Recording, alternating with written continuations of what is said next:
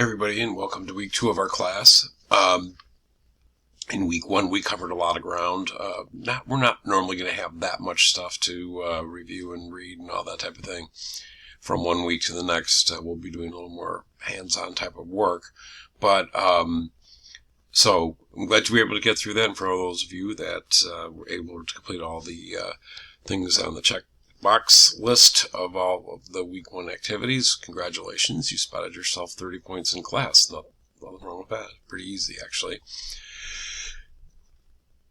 If any of you are struggling at all with getting moving in class, getting into the groove of it, and making sure that you're signed up and have everything accessible to you, don't hesitate to reach out to me. Please do that in D2L email. Give me 3 times. We can, or the sooner the better, and we'll set up a time where we can talk about what you need to do to get it going. So, and I'm sure we can solve whatever issues you have. So moving into week 2, we're doing an overview of consumer behavior. And then we'll also talk about marketing plans a little bit. I know that in the text that's not till the end of the class, or towards the end of the class, I should say, but I'm showing you this now because one of the things you're going to work on in class is a marketing plan. So this is more or less my take on it. I've done lots of them, probably in the hundreds, and I think there's a lot to to cover, but there's some basic things we can really talk about and why they're being done, and how that all kind of meshes together, because again, you're going to do a project in class that's essentially a marketing plan. Okay, so on the topic of consumer behavior, that's chapter 2 of our text. Please read through that. You need to do that. Get the chapter quiz done by this coming Thursday. You're going to find, if you haven't done those yet, you're going to find that they're not that hard to do, but do them right after you take right after you read the chapter. It's just so much easier to recall the answers and do that kind of thing. So I strongly suggest you do that, but all of it has to happen by Thursday night. And let's just stop real quick. I'm going to go to the text, and we're going to talk about a couple of things as it applies to consumer behavior. So in chapter 2, there's some basic learning objectives. You want to be able to describe the phases of the purchase process. Those are pretty rudimentary stuff, or fairly high level is my way of putting it. You want to discuss the different types of purchases and challenges they pose to marketers. Clearly, we don't act exactly the same way and spend the same amount of time, and a lot of different things we consider, depending on what type of purchase we make. Some purchases take a longer period of time to make, and some purchases are kind of almost the mindless type of, like getting milk at the store. So, excuse me. So it really depends on the types of purchases you're making, and then the last objective would be to understand the different consumer psychological needs and what impact they have for marketing, which I think is a good setup for what we're going to talk about next week, which is probably about the most critical part of marketing, really, and that's defining who your customer actually is.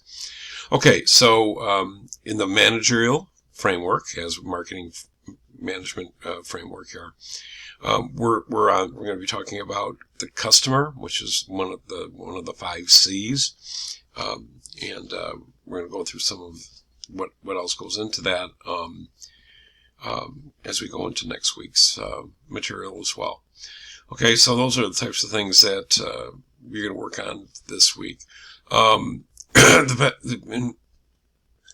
best way for me to describe it is it's important to understand the behavior so that you can understand how can we distinguish where there's differences in behavior, who those customers are.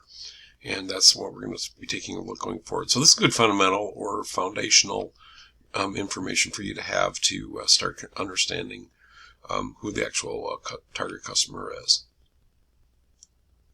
Now, separately, I'm going to put out, again, something called a marketing plan primer, which is just sort of an overview of marketing plans, how they work, that kind of thing.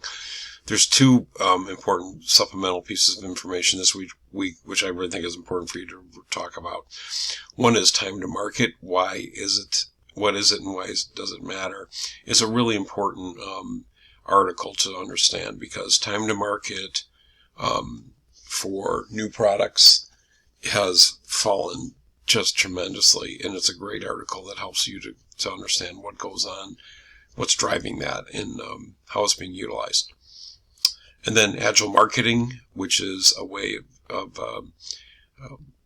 and it was called a step-by-step guide. It was put together by McKinsey, which is a famous managerial consulting firm. But Agile Marketing kind of implies that we need to move faster and more quickly, but that actually makes us better than going into the depth that we did. So just putting in some perspective, when I put together my first marketing plan, I think the thing was 150 pages of text and material and all that kind of stuff.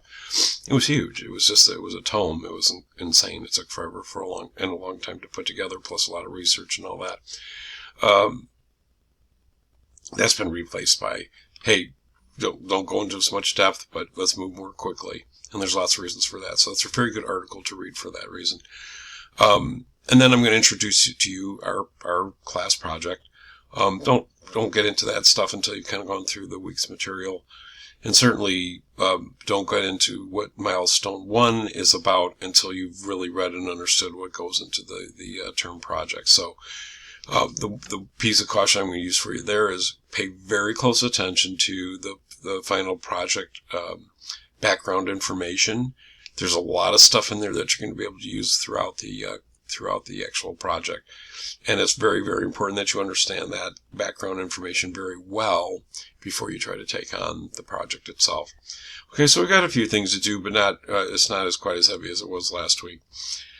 We also have a discussion post, which is kind of fun to do, and people generally enjoy it. It's we're going to think about consumer behaviors, as they are filtered through different types of, or I should say different generations or different ages of people, and what their backgrounds have been, and how that might have influenced how they behave as consumers compared to people who are potentially younger. So just take a look at that. It's an interesting take.